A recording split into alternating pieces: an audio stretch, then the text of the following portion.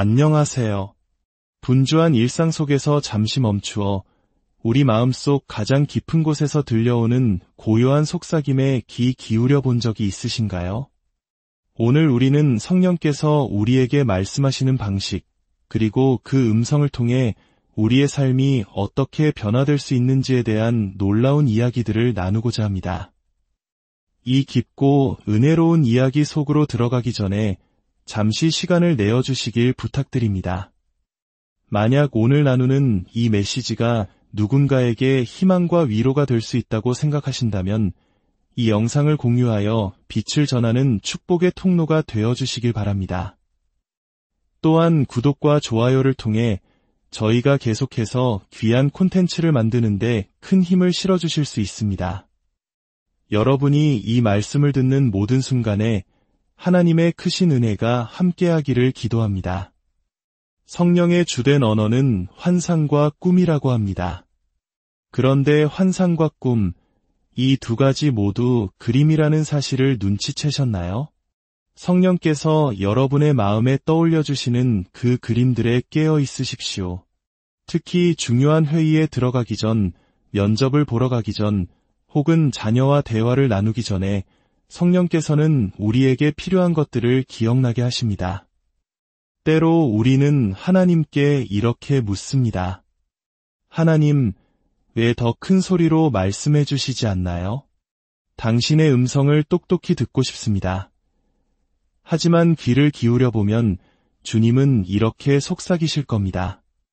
사랑하는 자야, 사랑하는 이들은 소리치지 않는단다. 왜냐하면 너와 내가 너무나도 가까이 있기 때문이지. 우리가 그분의 음성을 듣지 못하는 것은 마치 그분이 멀리 계신 것처럼 행동하기 때문일지도 모릅니다. 세상 사람들과 달리 우리에게는 성령님이 계십니다. 그리고 그분과 함께할 때 우리는 언제나 가장 올바른 시간, 올바른 장소에서 올바른 행동을 하게 될 것입니다. 할렐루야. 오늘 저는 여러분의 믿음을 북돋아 줄 4가지 놀라운 간증을 나누려고 합니다. 이 이야기들이 여러분 자신과 사랑하는 가족들의 치유와 돌파를 위해 기도하는 모든 분에게 큰 격려가 되기를 소망합니다. 첫 번째 간증은 인도네시아에 사는 한 자매님의 이야기입니다. 저는 지난 석 달 동안 극심한 불면증에 시달렸습니다. 사흘 밤낮으로 한숨도 자지 못하는 날도 있었고 그로 인해 불안감과 호흡곤란, 흐릿한 시야까지 겪게 되었습니다. 생전 처음 겪는 일이라 너무나 절망스럽고 두려웠습니다. 주님의 인도하심으로 찾아간 의사 선생님은 이것이 숨겨진 스트레스 때문이라고 진단하며 약을 처방해 주셨습니다. 저는 하나님께 온전한 마음과 영혼의 회복을 간절히 기도했습니다. 약을 복용하는 동시에 매일 밤 잠자리에 들기 전 유명한 목사님의 설교를 들었습니다. 상황은 조금씩 나아지는 듯했지만 여전히 잠 못 이루는 밤들이 계속되었습니다. 그러던 어느 날 남편의 얼굴을 보았는데 너무나 지치고 늙어 보였습니다. 그 순간 두려움과 죄책감이 제 마음을 덮쳤습니다. 제가 잠을 못 자니 남편도 저를 위해 뜬 눈으로 밤을 새우곤 했던 것입니다. 저는 하나님께 부르짖었습니다. 주님, 저희는 이제 겨우 30대입니다. 제가 평생 이렇게 불면증에 시달리며 빨리 늙어가야만 하나요? 그리고 2024년 1월 21일 주일, 저는 온라인 예배에 참여했습니다. 목사님께서 최근 건망증이 심해진 사람들은 일어서라고 하시며 그들을 위해 기도해 주셨습니다.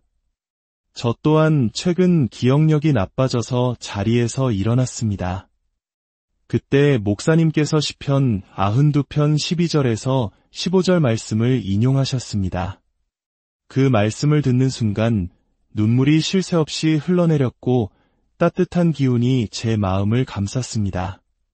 그리고 그 모든 두려움 속에서 주님의 음성을 들었습니다. 너에게는 그런 일이 결코 일어나지 않을 것이다. 너는 의인이기 때문이다. 시편 92편 12절은 의인은 종려나무같이 번성하며라는 말씀으로 시작됩니다. 아멘. 그 주에 남편과 저는 기회가 될 때마다 그리고 매일 밤 잠들기 전에 그 구절을 함께 암송했습니다. 놀랍게도 그날 이후로 단 하루도 잠을 설치지 않았습니다. 이제 저는 매일 아침 상쾌하고 강건한 몸으로 일찍 일어나며 더 이상 두려움이나 죄책감에 시달리지 않습니다. 저를 의롭게 만들어주신 예수님께 감사드립니다. 이제 저는 하나님의 말씀을 더욱 선포하며 약속의 땅을 차지할 기대에 부풀어 있습니다. 정말 놀라운 간증입니다. 할렐루야. 혹시 지금 잠 못 이루는 고통 속에 계신 분이 있다면 오늘 밤 주님께서 주시는 단잠을 경험하시기를 예수님의 이름으로 축복합니다. 두 번째 간증은 싱가포르의 한 형제님 이야기입니다.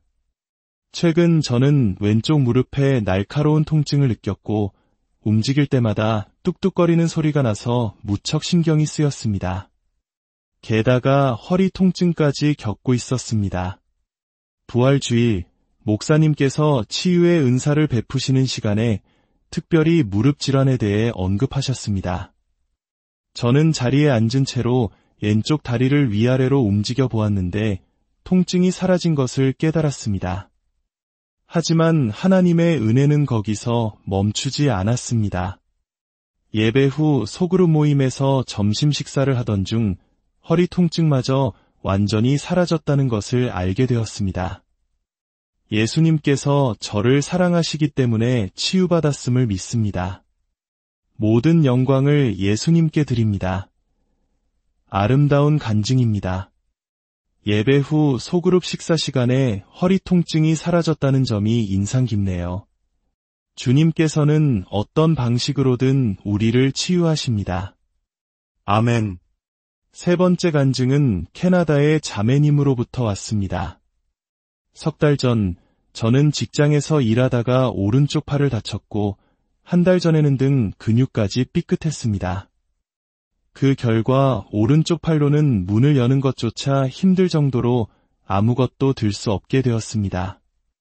허리를 굽히는 것도 고통스러웠고 1시간 이상 걷는 것은 불가능했습니다. 부활주일, 목사님께서 주님의 치유를 선포하시며 평소에 할 수 없었던 것을 해보라고 격려하셨습니다. 저는 즉시 침대에서 일어나 팔을 움직이고 허리를 굽혀 발가락에 손을 대보았습니다. 정말 놀라웠습니다. 목사님께서 여러분은 온전케 되었습니다라고 선포하셨을 때 등 통증이 거짓말처럼 사라졌습니다. 그리고 다른 사람들이 자신의 치유를 간증하기 시작했을 때 제 팔의 통증도 완전히 사라졌습니다. 다음 날 저는 아무런 통증 없이 출근했고 집에 돌아와서는 몇 달 동안 오른손으로 할 수 없었던 문고리를 돌려 누르는 잠금 장치를 힘들이지 않고 열었습니다. 이제 저는 오른손으로 물건을 들 수 있습니다. 주님을 찬양합니다. 저를 치유해 주신 예수님께 감사드립니다. 할렐루야. 주님을 찬양합니다. 마지막 간증은 다시 싱가포르의 한 형제님 이야기입니다. 저는 약 8개월 동안 복시, 즉 사물이 2개로 보이는 증상으로 고통받았습니다. 심각한 갑상선 기능 항진증으로 인해 눈 근육과 조직, 신경이 손상되었기 때문입니다. 1년 전 그레이브스병이라는 자가면 역질환 진단을 받은 결과였습니다. 이 때문에 저는 왜곡 없이 사물을 보기 위해 특수 프리즘 안경을 껴야만 했습니다. 안경이 없으면 일상생활은커녕 일도 할 수 없었습니다. 부활주일, 저와 가족은 예배에 참석했습니다. 치유 시간에 목사님께서 복시 증상을 정확히 언급하셨습니다. 저희는 즉시 제 시력을 위한 치유를 선포했습니다. 그 자리에서는 아무 일도 일어나지 않았습니다. 하지만 그날 오후 잠시 낮잠을 자고 일어났는데 기적적으로 특수 안경 없이도 모든 것이 선명하게 보였습니다. 저는 즉시 안과 의사에게 연락하여 제 상태를 확인했고 의사는 눈 근육이 엄청나게 좋아졌다고 말했습니다. 이는 오직 주님의 치유의 손길로만 설명할 수 있는 일이었습니다. 그 주일 이후로 저는 더 이상 프리즘 안경을 쓰지 않으며 비즈니스 미팅과 활동에도 참여하고 있습니다. 제 시력이 치유되고 회복되었습니다. 거의 1년간의 고통 끝에 다시 세상을 제대로 볼 수 있다는 것이 저와 제 가족에게는 꿈만 같습니다. 부활주일에 저의 죽어가던 시력이 부활한 것입니다. 할렐루야! 모든 영광과 존귀와 찬양을 우리 주 예수님의 사랑과 신실하심에 드립니다. 하나님은 진정으로 시간과 공간의 주인이십니다. 이처럼 하나님의 말씀이 선포될 때 우리는 믿음으로 받을 준비가 되어 있어야 합니다. 믿음은 들음에서 나며 들음은 그리스도의 말씀으로 말미암기 때문입니다. 하나님의 말씀을 듣는 것은 단순히 영화나 드라마를 보는 것과는 다릅니다. 세상의 콘텐츠는 우리를 지치게 하고 시간을 빼앗지만 하나님의 말씀을 들을 때에는 생명의 능력이 부어집니다. 말씀을 듣는 그 순간에 이미 생명과 치유가 역사하기 시작하는 것입니다. 예수님께서는 다락방에서 제자들에게 말씀하셨습니다. 보혜사 곧 아버지께서 내 이름으로 보내실 성령 그가 너희에게 모든 것을 가르치고 내가 너희에게 말한 모든 것을 생각나게 하리라. 성령님은 우리를 정죄하거나 심판하시는 분이 아니라 돕는 분, 즉 보혜사이십니다. 헬라어로 파라클레토스는 돕기 위해 곁으로 부름받은 자라는 뜻입니다. 한번 상상해 보십시오. 여러분이 가족과 함께 해외의 낯선 산악지역에서 길을 잃고 눈보라까지 몰아치는 위험한 상황에 처했다고 말입니다. 그때 누군가 나타나 길을 알려주고 사라진다면 무척 감사하겠지만 여러분은 그가 말한 길을 제대로 기억할지 불안할 겁니다. 하지만 또 다른 사람이 나타나 제가 당신 차에 함께 타서 길을 안내해드려도 될까요? 라고 말한다면 어떻겠습니까? 그가 바로 곁에서 이제 우회전하세요. 저기서 좌회전입니다. 라고 말해주며 안전한 고속도로까지 인도해준다면 그보다 더 든든할 수는 없을 것입니다. 성령님이 바로 그런 분이십니다. 그분은 우리 안에 거하시며 우리 안에서부터 인도하십니다. 그리고 성령님은 모든 것을 가르치십니다. 자녀 양육, 직장 생활, 재정 문제 등 삶의 모든 영역을 포함합니다. 종교적인 영역에만 국한시키지 마십시오. 모든 것은 말 그대로 모든 것입니다. 치유의 은사도 마찬가지입니다. 치유하시는 분은 사람이 아니라 오직 예수님이십니다. 만약 제가 치유할 능력이 있다면 제 얼굴에 먼저 손을 얹었을 겁니다. 치유는 성령의 선물이며 그분께서 원하시는 대로 역사합니다. 설령 치유의 은사를 통해 즉각적인 치유를 받지 못하더라도 우리는 언제나 믿음으로 치유를 받을 수 있습니다. 왜냐하면 예수님께서 십자가에서 우리의 죄뿐만 아니라 우리의 질병까지도 친히 담당하셨기 때문입니다. 그분의 채찍에 맞음으로 우리는 이미 나음을 입었습니다. 성령님께서 우리를 가르치시는 중요한 방법 중 하나는 예수님께서 하신 말씀을 생각나게 하시는 것입니다. 우리가 어려운 상황이나 위기에 직면했을 때 이전에 들었던 말씀, 설교, 성경 구절이 문득 떠오르는 경험을 해보셨을 겁니다. 그것이 바로 성령님의 역사입니다. 그러므로 깨어 있으십시오. 성령께서 여러분의 마음에 무엇을 가져다 주시는지 민감하게 반응하십시오. 그렇다면 성령님은 주로 어떤 언어로 우리에게 말씀하실까요? 방언 기도도 성령의 언어이지만 성령님의 주된 소통 방식은 바로 환상과 꿈입니다.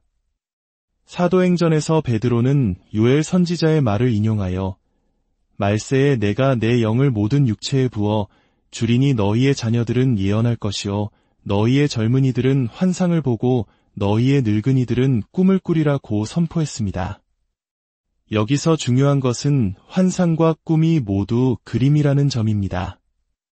하지만 우리는 흔히 환상이라고 하면 천사가 나타나거나 예수님께서 방에 나타나시는 것과 같은 극적인 장면을 기대합니다. 물론 주님은 그렇게도 역사하시지만 대부분의 경우 성령님의 환상은 우리 마음속에 떠오르는 정신적인 그림입니다. 우리가 기도할 때, 특히 방언으로 기도할 때 마음속에 떠오르는 그 그림들에 주의를 기울여야 합니다. 그것이 자녀에 대한 그림이든 미래에 대한 경고이든 혹은 격려의 이미지이든 말입니다. 부정적인 그림이 떠오른다면 그것을 예수님의 이름으로 묻고 대적해야 합니다. 예수님께서는 다락방에서 두 가지 종류의 기도를 가르치셨습니다. 첫째는 아버지께 구하는 기도입니다.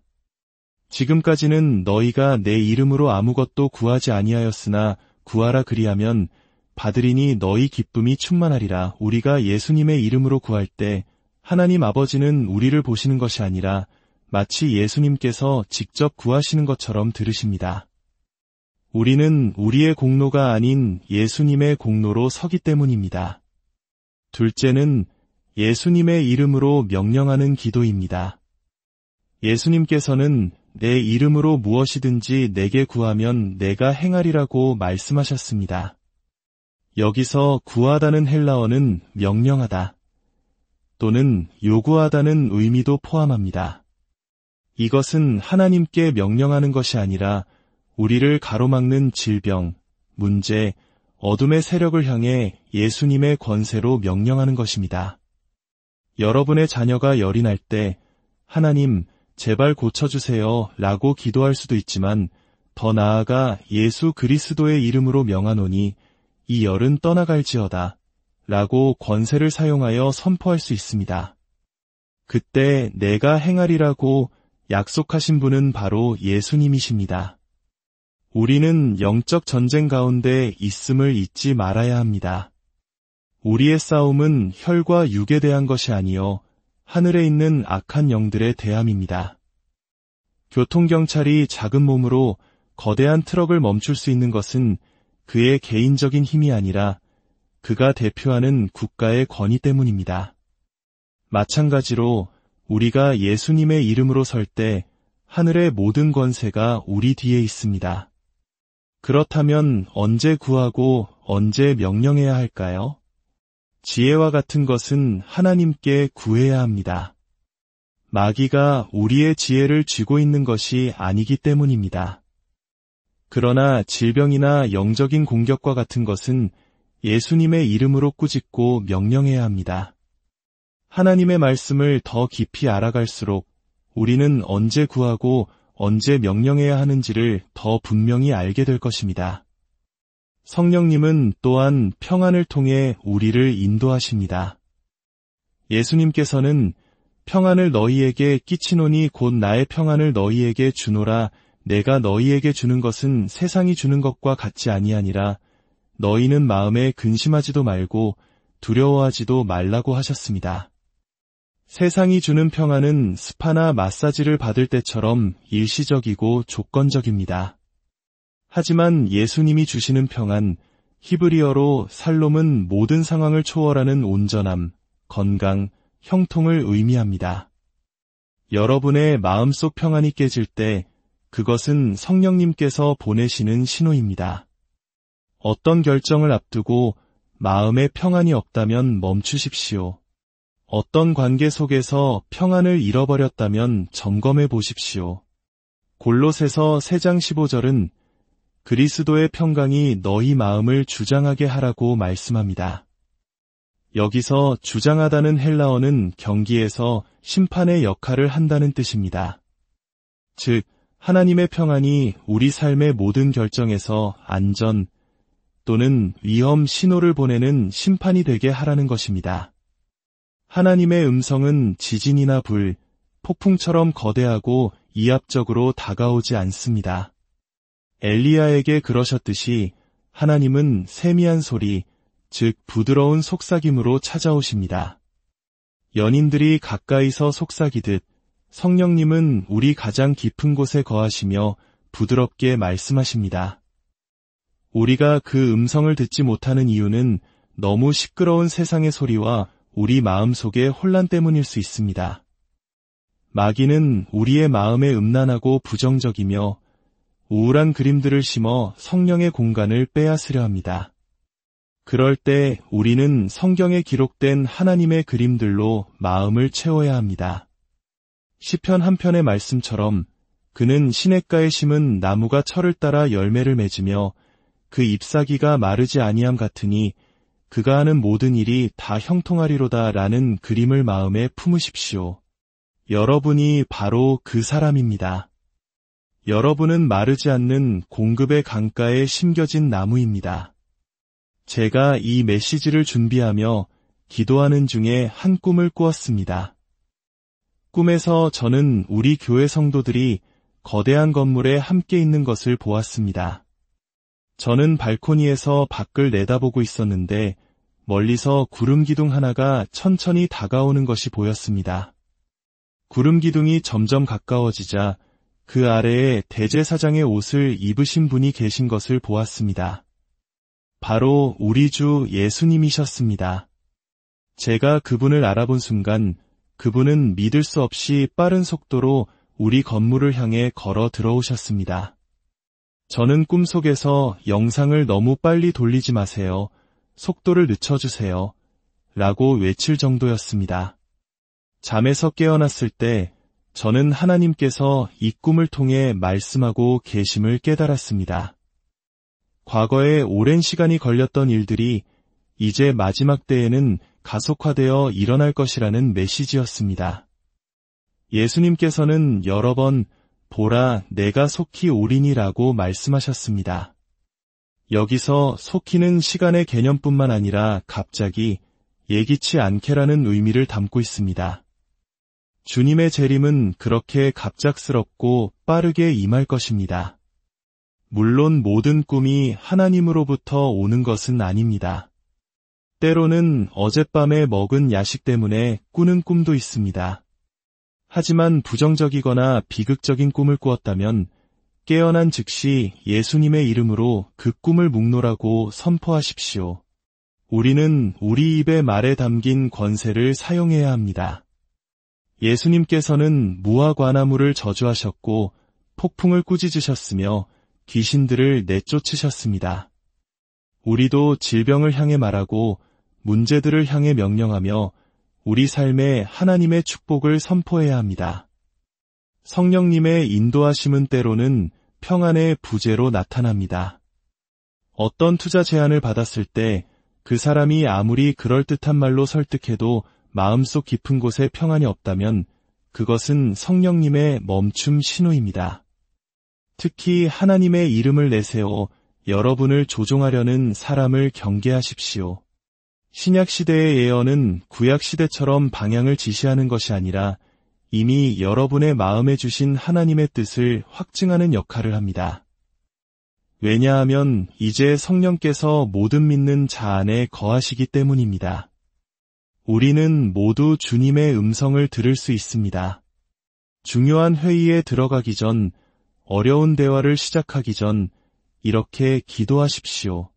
주님, 제 입에 당신의 말씀을 주옵소서. 하나님께서는 이사야서에서 이렇게 약속하셨습니다.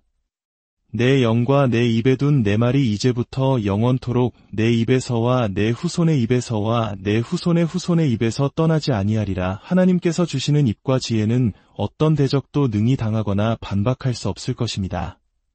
바로의 신하들이 요셉을 보고 이와 같이 하나님의 영에 감동된 사람을 우리가 어찌 찾을 수 있으리요? 라고 감탄했던 것처럼 세상 사람들도 여러분 안에서 역사하시는 하나님의 지혜와 능력을 보게 될 것입니다. 여러분, 우리는 하나님의 자녀입니다. 성령께서 우리 안에 거하십니다. 그 부드러운 속삭임에 귀 기울이십시오. 그분이 주시는 평안을 따라 걸으십시오. 예수님의 이름에 담긴 권세를 사용하십시오. 여러분의 삶 모든 영역에서 성령님의 인도하심이 넘쳐나기를 축복합니다. 이제 잠시 함께 기도하는 시간을 갖겠습니다. 만약 아직 예수님을 개인의 구주와 주님으로 영접하지 않으신 분이 있다면 이 기도를 진심으로 따라 해주시길 바랍니다. 하늘에 계신 아버지, 예수님께서 제 죄를 위해 십자가에서 죽으시고 저의 의로움을 위해 죽음에서 부활하셨음을 믿습니다. 예수 그리스도는 저의 주님이시여 저의 구원자이십니다. 이제 저는 구원받았고 크게 축복받았으며 지극히 사랑받는 하나님의 자녀가 되었습니다. 예수님의 이름으로 기도합니다. 아멘. 이 기도를 드리셨다면 여러분은 이제 하나님의 자녀이며 새로운 피조물이 되었습니다. 여러분의 삶에 놀라운 변화가 시작될 것입니다. 이제 두 손을 높이 드십시오. 주님께서 이번 한 주간 여러분과 여러분의 사랑하는 모든 이들을 축복하시기를 원합니다. 여러분의 삶의 모든 영역에서 그분의 축복이 가시적으로 나타나 주변 사람들이 요셉을 보았던 것처럼 여러분을 보고 저 사람은 하나님께 복받은 사람이다 라고 말하게 되기를 축복합니다. 만지는 모든 것마다 형통케 되는 은혜가 이번 주 내내 가득하기를 소망합니다. 주님께서 여러분과 여러분의 가정을 모든 위험과 해악과 질병으로부터 안전하게 지키시고 보호하실 것입니다. 주 예수 그리스도의 이름으로 여러분 모두에게